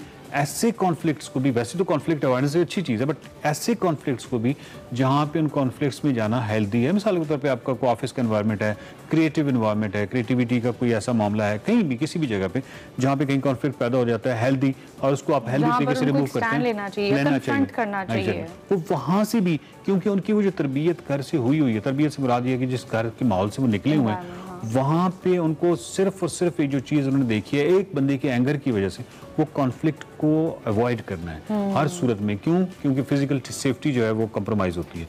तो वो फिर उनके अंदर एक इनेट वो आ जाता है कि वो फिर आने वाली जिंदगी में भी कॉन्फ्लिक्ट को टोटली अवॉइड करते हैं। कि वो अपने वर्क लाइफ से लेकर अपने पर्सनल रिलेशनशिप्स तक वो कहीं पर कन्फ्रंट नहीं कर रहे होते हैं और उसकी वजह से उनके रिलेशनशिप्स कितने डैमेज होते हैं। अच्छा वकार साहब, क्योंकि मैस्कुलिनिटी का या मर्दानगी की जो एक इमेज है जनरली हमारी सोसाइटी के अंदर वो ये कि वो एग्रेसिव है, वो बहुत स्ट्रॉन्ग है, वो हार्श है और वो बस हार्ड है, जिसकी वजह से हमें ये लगता है या एक जो फादर फिगर है उसको मे भी ये परसेप्शन है कि अगर मैं बाप हूँ या अगर मैं शौहर हूँ तो ये इम्प्रेशन जो है ये मुझे जमा कर रखना है। डू यू थिंक कि इसके अंदर ऑब्वियसली हम एक बहुत बड़े सेक्टर की या परसेंटेज की बात कर रहे हैं अपनी सोसाइटी की, और हम हर किसी को ऑब्वियसली जनरलाइज नहीं कर सकते इसके अंदर, लेकिन उसके बावजूद आपको लगता है कि मे बी हमारी जो कॉन्वर्सेशंस है उन्होंने एक बाप को ये सिखाया है कि उसकी ये इम्प्रेशन होना ज़रूरी है? चलें, एक वक्त में तो एक कल्चरल ये मामले कहा जा सकता है, और वो जो बहुत सारे हमारे कल्चरल मामले हैं जो बहुत सारे मामला पीछे चले आ रहे हैं वो हमने पिछले 70-80 सालों में देखा है कि वो बहुत सारे इर्रेशनल थे, गैर अकली थे, और उन गैर अकली रवैयों और उन तमाम चीज़ों के ख़िलाफ़ बाकायदा क्योंकि साइंस ने हमारी रहनुमाई की और हमें मालूम हुआ कि वो गैर अकली हैं। मिसाल के तौर पर तअस्सुबात गैर अकली हैं, औरत के वाले से तअस्सुब गैर अकली है, और न सिर्फ वो गैर अकली है बल्कि हमें उसने नुकसान पहुंचाया है। बिल्कुल इसी तरीके से जब एक गुस्सा है अगर एक वालिद का जो उसकी पर्सनालिटी के साथ वो हम पीछे से लेके आ रहे हैं, तो अगर वो गैर अकली है, अब देखें ना हमारे यहाँ जितनी भी जो वालिद का फिगर है उसके साथ एक और चीज़ भी बड़ी अच्छी नथी है, वो है कि एंगर डिस्प्लेसमेंट, कि वो दुनिया भर की जो बाहर के प्रेशर्स हैं, वो बॉस का प्रेशर है, वो बाहर जो भी प्रेशर है वो कैरी करके घर ले आता है। घर ले आके वो बेसिकली एक वीक ऑब्जेक्ट ढूंढता है जहाँ पे वो थ्रो कर दे अपने वो तमाम प्रेशर, क्योंकि वो बॉस पे नहीं कर सकता, अथॉरिटी फिगर पे नहीं कर सकता, सो उसको वापस आके किसी ऐसी जगह पे वो चीज़ फेंकनी है जहाँ पे वो ऑब्जेक्ट वीक हो, जो कि उसका एक्सक्यूज भी बन गया ना कि हाँ मैं ये बर्दाश्त करें। वो ऑब्जेक्ट एनिमल की शक्ल में भी हो सकता है, वो बच्चों की शक्ल में हो सकता है, वो बीवी की शक्ल में हो सकता है। अब मसला ये है कि ये तमाम चीज़ें तो हमें मालूम हो गया, साइकोलॉजी की वजह से हमने पहचान लिया कि ये गैर अक्ली है। तो अब ये गैर अक्ली है तो इसको बीच में से निकालना है। बाकी रह गया वो वाली बात कि वो एक अथॉरिटी रखना। अथॉरिटी जो है वो जो साइकोलॉजी में अथॉरिटी होती है, लाइक अथॉरिटी से मुराद ये कि एक स्कीमा बच्चे के जहन में ज़रूर होना चाहिए कि ये जो वालिद है ये अथॉरिटी है, यानी उसकी बात माननी है। उसकी बात मनवाने के लिए वो ज़रूरी नहीं है कि उसको वो तशद्दुद पे उतर आएगी, वो बहुत सारे रास्ते हैं। तो वो अगर गुस्से को हम नथी कर देंगे वालिद के साथ, और फिर हम अगर उसको जस्टिफाई करने की कोशिश करेंगे, और फिर हमें मालूम होगा कि वो पूरी की पूरी फैमिली क्रॉनिक स्ट्रेस का भी शिकार हो गई है, वो कॉन्फ्लिक्ट अवॉइडेंस का भी शिकार हो गई है, और उनकी तमाम जो क्वालिटी ऑफ लाइफ है, उनका पूरा करियर जो है वो तबाह हो गया। तो फिर इसका मतलब ये गैर अक्ली है। इस चीज़ों को जो वालिद है, जो फिगर है, उसको अब रीथिंक करना है, उसको दोबारा से सोचना है कि उसका रवैया जो है वो कोई कैसा होना चाहिए। ये किसी वक्त में मर्दानगी का एक वो चीज़ हो सकती होगी, लेकिन अब हमें जबकि साइंस भी बता रही है, और हमें वो लोग जो कि जिन्होंने गुस्से पे काबू पाया है, अपनी इम्पल्सिव जो उस पर कंट्रोल हासिल किया है, और उन्होंने जो तरक्की की है, उन्होंने जो बेहतर बच्चे बेहतर उनकी परवरिश पा गए हैं, तो इन तमाम चीज़ों को हमें सामने रखते हुए मेरा ख्याल है कि एक बहुत अच्छे नोट के ऊपर ये कॉन्वर्सेशन एंड हुई है। फादर फिगर होने का मतलब ये है कि आपके पास वो अथॉरिटी है अपने अंदर जो शायद किसी और घर के मेंबर के पास ना हो। आप प्रोवाइड करते हैं, आप प्रोटेक्ट करते हैं, और इन दोनों चीज़ों की वजह से आपके पास वो डिसीजन मेकिंग की अथॉरिटी है जो कि बाकी लोगों के पास नहीं है। अब इस चीज़ का फ़ायदा उठाते हुए देखें, जहाँ पर पावर मिलती है तो वहाँ पर शायद हमारे पास दो उसके कॉन्सिक्वेंसेस होते हैं जो हम उसका डिसीजन ले सकते हैं। या तो आप उस पावर को एक्सप्लॉइट कर सकते हैं, या फिर आप उस पावर को अपनी स्ट्रेंथ बनाकर, अपने घर वालों की भी स्ट्रेंथ बनाकर उसको नर्चर कर सकते हैं, उसको फीड इन कर सकते हैं। आप अपनी पावर को यूज़ करते हुए, आप अपनी अथॉरिटी को यूज़ करते हुए अपने बच्चों से लेकर अपनी वाइफ और अपने से रिलेटेड हर किसी के साथ रिलेशनशिप्स जो है मजबूत कर सकते हैं, और अपनी घर के अंदर पॉजिटिविटी इंक्रीज कर सकते हैं। मैस्कुलिनिटी का मतलब ये नहीं है कि आपको एग्रेसिव होना ही आपके ऊपर लाजिम है। रिसर्च, आपका इन्वायरमेंट और हमारे एक्सपीरियंसेस ये सब हमें बता रहे हैं कि मैस्कुलिनिटी और एग्रेशन आर नॉट कोरिलेटेड, और ये अब बहुत ही ज़्यादा ज़रूरी है कि आप इस चीज़ को रीथिंक करें, आप इस चीज़ के बारे में गौर करें कि क्या अगर आपके अंदर ये चीज़ें मौजूद हैं तो क्या इज़ इट वर्थ इट और not. Thank you very much, thank you for watching mind matters. Welcome back. और हम पर अल्लाह का एहसान, हमारा प्यारा मुल्क पाकिस्तान, जिसकी हिफाजत हमें करनी चाहिए हर लिहाज से, और इसके लिए काम करना चाहिए। भाई डायमंड जुबली हमारी आने वाली है, ये बड़ा जश्न है, बड़ी तैयारी है, चाहे जितने भी मसाइल मुल्क में हैं। बहरहाल आज़ादी मनाना तो बनता है हमारा। 75 साल हमें आज़ाद हुए मुकम्मल होने को हैं, और ये जो तैयारियां हैं, जो जश्न है, ये 14 अगस्त तक जारी रहेगा, और महज इसमें एक दिन का वक्त ही बाकी है। गलियां बाज़ार सजे हैं, हर जानिब परचम हमें नज़र आते हैं। मुख्तलिफ जो बड़ी इमारतें हैं उनको कौमी परचमों से, बरकी कुमकुमों से, रोशनियों से सजाया गया है। लोग गाड़ियों और छतों पर भी कौमी परचम लहरा रहे हैं। गर्ज हर जानिब, जिस जानिब नज़र जाती है हमें वो जोशो खरोश दीदनी लगता है। और ख़ास तौर पे अगर लाहौर की बात करें तो यहाँ पे तो खैर क्या ही बात है। अलहमरा कल्चरल कॉम्प्लेक्स में आर्ट एंड क्राफ्ट मेला भी लगाया जाएगा, जबकि वज़ीर आज़म 14 अगस्त को कौमी तराने की री रिकॉर्डिंग लॉन्च करने जा रहे हैं। बिल्कुल, इसके टीजर्स भी जारी कर दिए गए हैं। आपको ये कुछ झलकियाँ दिखाते हैं। कौमी तराने की री रिकॉर्डिंग तो हुई, इसको लॉन्च तो किया जाएगा, लेकिन 75वें यौम आज़ादी पर यूरोपीय यूनियन की जो सफ़ीर हैं डॉक्टर रीना क्योनेका, उन्होंने भी पाकिस्तान को खैराज तहसीन पेश किया। दिलचस्प तरीके से ट्रम्पेट बजा के सुनिए ज़रा। to thank Dr. Reena Kionka for this great gift to the nation, और इतना अच्छा हमें लगा ये देखकर। Thank you very much once again. और हमें बहुत खुशी है, और ओबियसली जो कौमें हैं वो अपने जश्न आज़ादी को मनाया करती हैं। अल्लाह इस मौके में हमें एक कौम बनने की तौफीक भी दे दे। हमारे साथ आसिफ हैं, हमारे कॉरेस्पॉन्डेंट, हाँ वो मौजूद हैं, उनसे हम बात करें। आसिफ से जान लेते हैं। आसिफ, क्या किस तरह की तैयारियां आप देख रहे हैं? हमारे बचपन में तो आई रिमेम्बर कि हम बहुत एक्साइटेड होते थे। अब क्या सूरत हाल है? अब लोगों ने किस तरह से सेलिब्रेशंस को प्रॉपर तरीके से करना है 14 अगस्त की? देखिए, आज भी जिस तरह आप अपने बचपन में सेलिब्रेट करते थे, आज भी वही जोश और जज्बा है। चीज़ें बदलती जा रही हैं, नई नई चीज़ें आती जा रही हैं, लेकिन जोश और जज्बा जो है वो बढ़ता जा रहा है लोगों का। जिस तरह पहले आपने भी बताया कि जो सरकारी इमारतें हैं, बिल्डिंग्स है, घरों के ऊपर कौमी परचम जो है वो लहराए जा रहे हैं, बल्कि कुमकुमों से सजाया जा रहा है। सरकारी अदारों के ज़रिए तमाम तकरीबात होंगी।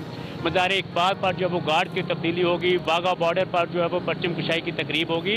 इसी तरह घरों को सजाने के लिए जो है वो मुख्तलिफ स्टार जो है वो भी हमें नज़र आ रहे हैं। हर तरफ सब सलाली परचमों की जो वो बहार दिखाई देती है।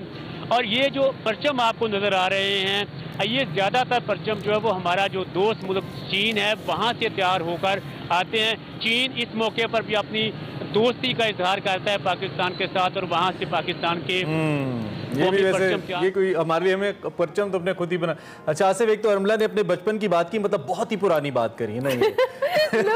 हमारा तो अभी भी बचपन चल रहा है, हम तो अभी भी बच्चे ही हैं इस मामले में जश्न आज़ादी को लेकर। जो मनचले नौजवान हैं ये इस मौके पर ये जो बाइक्स के साइलेंसर निकलवा लेते हैं और इस तरह की बाजे आप दिखा रहे हैं, बाजे जो दिखा रहे हैं, इसके बारे में भी बताइए। और ट्रैफिक बड़ा जैम हो जाता है लाहौर कराची वगैरह में, तो इस दफा कोई पुलिस भी तैयारियों में है कि इस मामले को भी काबू करे? जल्दी से बताइएगा। आज देखिए, इस हवाले से पहले ही जो वो पुलिस जो वो अहकाम जारी कर चुकी है कि सेंसर वगैरह जो है मोटरसाइकिलों को वो नहीं निकाले जाएंगे। जो डबल सवारी करते हैं लोग, अल्लाह कुल्ला करते हैं, उनको रोका जाएगा। ये आपको मेरे पीछे जो बाजे नजर आ रहे हैं इनके ऊपर भी जो है वो please Asif, thank you very much, बहुत शुक्रिया, आप हमें तैयारियों के हवाले से बता रहे थे। I personal request to all the people जो ये बाजे खरीदते, खुदा का नाम है, हम पब्लिक है, हमें ये लिटरली इट्स वेरी टॉर्चरस। ये भी चीन बना रहा है, ये आजादी सेलिब्रेट नहीं होती है, बाजे भी चीन बना रहा है, तो ये भी नहीं बनने चाहिए। खैर जी, आपको जश्न आज़ादी इन एडवांस बहुत मुबारक हो। हमारा बेस्ट ऑफ आप जरूर देखिएगा ऑन संडे 14 अगस्त। हम जो कि नहीं आएंगे, हम आपको बहुत मिस करेंगे 14 अगस्त पे, इस लिहाज से कि हमारा साथ थोड़ा लंबा होना चाहिए, लेकिन चूंकि हम आएंगे, आपको छुट्टी हम आएंगे, लेकिन हम नहीं आएंगे, कुछ मिक्स किस्म की फीलिंग, कुछ सरप्राइजिंग रखेंगे आपके लिए। सो लेकिन जरूर कोशिश कीजिए पाकिस्तान के लिए कम से कम इतना कंट्रीब्यूट कर लें, अपने गली मोहल्ले को साफ कर लें, लोगों के लिए अपनी सोच को मस्बत कर लें। इजाजत चाहते हैं आप।